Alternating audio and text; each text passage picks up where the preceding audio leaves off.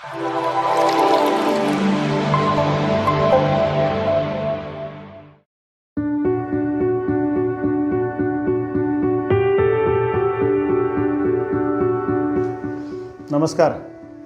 मी पुरुषोत्तम बेरे, वास्तू कन्सल्टंट. आज आपण एक खूप महत्त्वाचा वास्तुशास्त्रातला विषय पाहतोय, तो म्हणजे दिशा, दिक्पाल. दिक म्हणजे दिशा आणि पाल म्हणजे त्याचा स्वामी, म्हणजे गार्डियन ऑफ डिरेक्शन ज्याला आपण म्हणतो, आणि प्लॅनेट्स म्हणजे ग्रह. प्रत्येक दिशेवर कोणत्या दिक्पालाचा प्रभाव आहे, कोणत्या ग्रहाचा प्रभाव आहे, हे आज आपण विस्तृतपणे पाहणार आहे. त्यामध्ये आज आपण पहिली दिशा घ्यायची आहे, ती म्हणजे पूर्व दिशा. खरं तर हा विषय जो आहे हा वास्तुशास्त्र आणि ज्योतिषशास्त्र या दोन्हीशी संबंध घालणार आहे.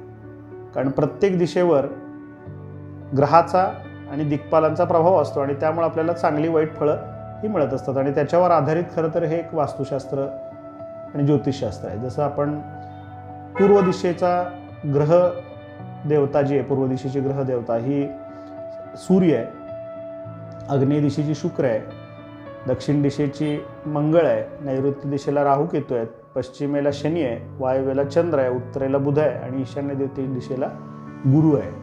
अशा 8 दिशेंचे 8 ग्रह देवता आहेत. राहू आणि केतू हे एकच पूर्वी ग्रह होते आणि आपल्याला माहीत आहे की पुराणातल्या कथनानुसार अमृत मंथन होताना राहू केतूचा मोहिनी रूपामध्ये विष्णूंनी शिरच्छेद केला आणि राहू वेगळा झाला आणि केतू वेगळा झाला. त्यामुळे नैऋत्य दिशा ही खरं तर राहू केतूच्या प्रभावाखाली येते. आज आपण पहिली दिशा पाहणार आहे ती पूर्व दिशा.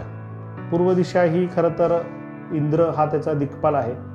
दिक्पाल म्हणजे मी मगाशीच सांगितलं गार्डियन ऑफ डिरेक्शन, त्या दिशेचा पाल. पाल म्हणजे आपण जसं लोकपाल किंवा राज्यपाल, की जो त्याच्यावर जबाबदारी आहे त्या दिशेची, तो त्याचा इन्फ्लुएन्स आहे त्याच्यावर. आणि ग्रहदेवता आहे सूर्य. आता जर पूर्व दिशेला जर इंद्र जर आपण बघितला तर खरं तर इंद्र हा मायथॉलॉजिकल स्टोरीजमध्ये तुम्ही बघितला तर तो एक अतिशय दुबळा, भित्रा आणि आपल्या राज्याला सारखी भीती निर्माण होती, आपली खुर्ची कोणतरी पळवून नेला, अशा भयभीत अवस्थेतला दाखवला जातो. खरं तर वेदांमध्ये तसं वर्णन नाही आहे.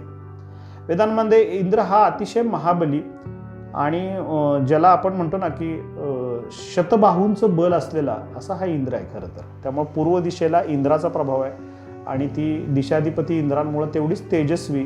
आणि सूर्य कसा सूर्योदय झाल्यानंतर प्रत्येक प्राणीमात्राला, वनस्पतींना, प्रत्येक जीवाला, मनुष्याला आरोग्य आणि जीवन प्रदान करतो, त्याच प्रकारे पूर्व दिशा आहे. त्यामुळे पूर्व दिशेमध्ये ऐश्वर्य आहे, सत्ता आहे, साम्राज्य आहे, आरोग्य आहे. त्याच्यानंतर अतिशय महत्त्वाचं म्हणजे की तिमिराकडून ज्योतीकडे नेणारा प्रकाश आहे. आपल्या जीवनामध्ये जर सूर्योदय नाही झाला ना तर आपल्याला त्या जीवनामध्ये अशा काही गोष्टी दिसतात की आपण असं अंधारामध्ये राहतो. म्हणजे की एखाद्या गोष्टीचं ज्ञान नसणे, अज्ञान असणे म्हणजे आपण अंधारामध्येच असणे. तर त्या ज्ञानाचा कारक हा सूर्य आहे आणि म्हणून तर आपण त्याला गायत्री मंत्रामध्ये सूर्याची आराधना करताना ती बुद्धीची देवता असं म्हणलेलं आहे. सूर्याची 12 नावं आहेत: मित्र, रवी, सूर्यभानू, खगभूषण, हिरण्यगर्भाय, मरीचा आदित्याय, सवितृ अर्काय, भास्कराय, अशी 12 नावं सांगितली. त्याच्यामध्ये सूर्य हा बुद्धीचा पण कारक आहे. मग पूर्व दिशेमध्ये जर तुमच्याकडून कदाचित निर्माण कार्य, वास्तू निर्माण कार्यामध्ये जर तिथं टॉयलेट आलं किंवा तिथं सेप्टिक टँक आला, शोष खड्डा आला, किंवा पूर्व दिशा तुमच्याकडनं बांधताना पूर्ण बंद झाली, तुम्ही पलीकडच्या घराला घासून एकदम घर बांधलं आणि तिथं उजेड नाही आहे, पूर्व दिशेकडून प्रकाश येत नाही आहे, पूर्व दिशेमधून एनर्जीचा फ्लो होत नाही आहे, अंधारामुळे तिथं खोल्या आहेत, तिथं वापर होत नाही त्या जागेचा, किंवा पूर्व दिशा उंचीवर आहे आणि इतर घर पश्चिमेचं खड्ड्यात आहे, असा काही दोष जर तिथं तयार झाला तर ही इंद्रदेवता आणि सूर्यदेवताची जी एनर्जी म्हणतो आपण त्याला, जी व्हायब्रेशन्स आपल्याला मिळाली पाहिजेत ती मिळत नाही. आणि मग त्यामुळं आपल्याला इंद्राच्या प्रभावाखाली असणारी हा अशोकस्तंभ जो आहे हा सम्राट अशोकाचा साम्राज्याचा कारक आहे. तर तो मुद्दाम मी इथे ठेवलेला आहे की हे साम्राज्य होतं अशोक राजाचं, त्या अशोकाचं हे राज्यचिन्ह आहे हे अशोकस्तंभ. हेच नोटेवर आपल्या दिलेलं असतं. भारतीय नोटांवर हा अशोकस्तंभाचंच 3 मुखं दिसतात. खरं तर 4 मुख आहेत सिंहाची, ही कीर्ती प्रदान करणारी, 4ही दिशेला दिगंतर कीर्ती राहील सम्राट अशोकाची, असं त्याचा एक त्यातून उद्बोधक असं चिन्ह आहे ते. त्याचा अर्थ असा आहे की कीर्ती किंवा राज्यसत्ता किंवा राजकीय कारकीर्द राजसत्ता, राजाधिकार ही पूर्व दिशेवरून आपण पाहिलं जातं. आणि त्यामुळे जे गव्हर्नमेंट ऑफिसमध्ये काम करणारे लोक आहेत, पॉलिटिशियन्स लोक आहेत, ज्यांचा सरकारी कामाशी सारखाच वारंवार संबंध येतो, त्यांना तर या दिशेची खूप काळजी घेतली पाहिजे. विशेषतः सामान्य माणसांनी सुद्धा या दिशेची काळजी घेतली पाहिजे.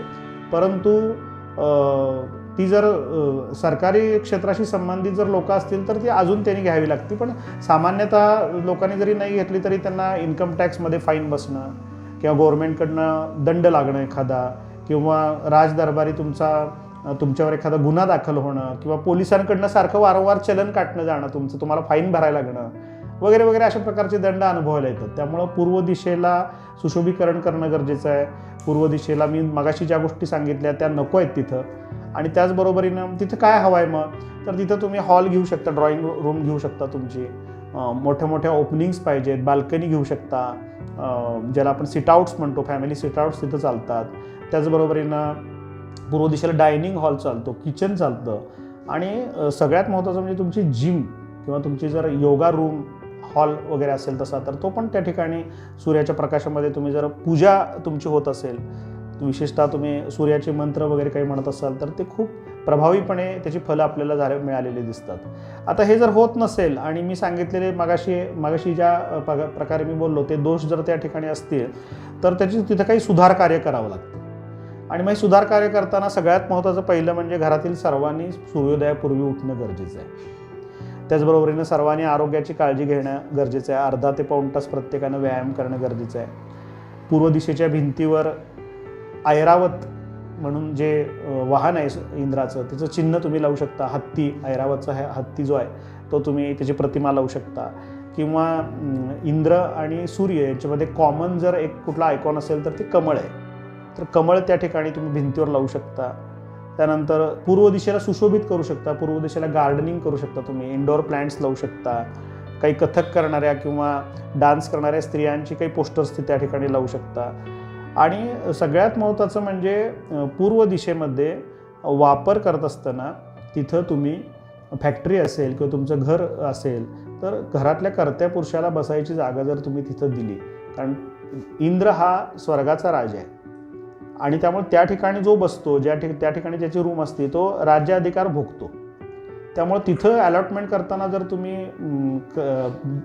बिझनेस असेल तुमचा किंवा फॅक्टरी असेल तर त्या जो फॅक्टरी ओनर आहे त्याची जर रूम त्या ठिकाणी दिली किंवा CEO कोण असेल किंवा अजून कोण फॅक्टरी मॅनेजर असेल त्याला बसायला जर दिली तर त्याचा होल्ड त्या कंपनीवर चांगला राहू शकतो. अशी ही पूर्व दिशेची सुधार कार्य करून तुम्ही पूर्व दिशेला सुशोभित करू शकता. नवीन घर बांधत असताना मात्र आपण चर्चा केल्याप्रमाणे खड्डा, शौचगृह, कचरा, अस्वच्छता किंवा पूर्व दिशा दूषित करणारे काही घटक किंवा पूर्व दिशा बंद अशा प्रकारचं नियोजन अजिबात करू नका. आणि पूर्व दिशेचा जास्तीत जास्त फायदा तुम्हाला होण्यासाठी मी जे तुम्हाला उपाय सांगितले ते उपाय त्या ठिकाणी अजून एक सोपा उपाय म्हणजे तुम्ही सूर्याचं वाहन हे सप्त अश्व म्हणजे 7 घोडे असलेला जो रथ असतो तर त्या रथाचं चित्र तुम्ही लावू शकता. सूर्याची प्रतिमा लावू शकता त्या ठिकाणी. सूर्य हा अशी देवता आहे की जी तुम्हाला पैसे पण प्रदान करणार आहे. म्हणजे हिरण्यगर्भाय नमः असं त्याचं नाव आहे आणि हिरण्यगर्भ म्हणजे द्रव्यच आहे. तर ती पूर्व दिशा कशी आपल्याला सुशोभित करता येईल आणि आपण एका आपल्या व्हिडिओमध्ये पाहिलेलं आहे की पूर्वप्लवे भवेत लक्ष्मी. पूर्वेला उतार असेल तर लक्ष्मीची प्राप्ती होईल, चढ असेल तर तो आपल्याला खाली करून तिथं उतार कसा करता येईल याची काळजी घ्यावी लागेल. कचऱ्याचं तिथलं साम्राज्य असेल तर ते काढावं लागेल. आणि पूर्व दिशेचं नियोजन अशा प्रकारे सुंदर आपण करू शकतो. आणि रंग देत असताना त्या ठिकाणी आपण ऑरेंज कलर, ग्रीन कलर याचा जर वापर भिंतींना केला किंवा कर्टन्स जर आपण तिथं तशा प्रकारचे यूज केले तरीसुद्धा पूर्व दिशेच्या सुधार कार्यामध्ये मदत होते. धन्यवाद.